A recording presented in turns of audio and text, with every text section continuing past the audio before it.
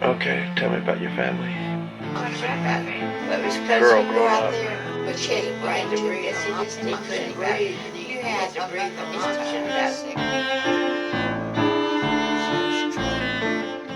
And then I found out something that Lois told me, that Uncle Ray was an alcoholic, and he hit Ruth a whole bunch, and he'd go down and say, "We're going home," and she'd get off and take off.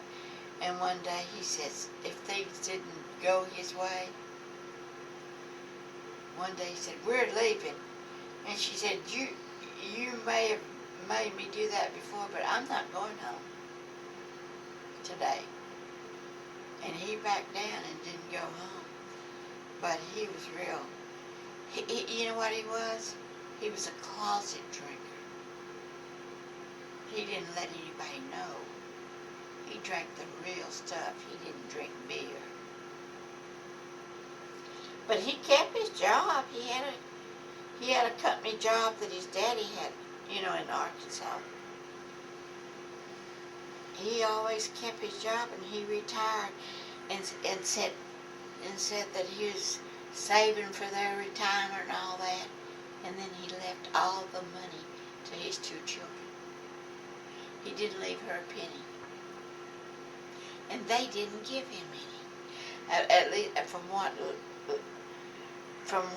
now Dale may have, but from what Sandra said, she said, "I don't know what happened to Daddy, why he would give us the money." Well, why they didn't give her half of their money?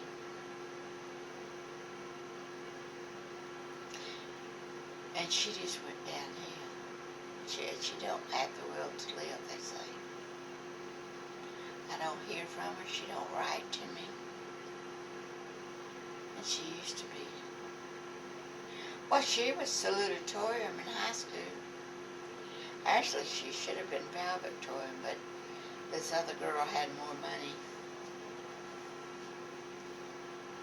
But she should have been valedictorian. What's money got to do with it?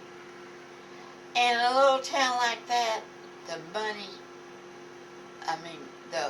in the school system, they always, the one that supported the school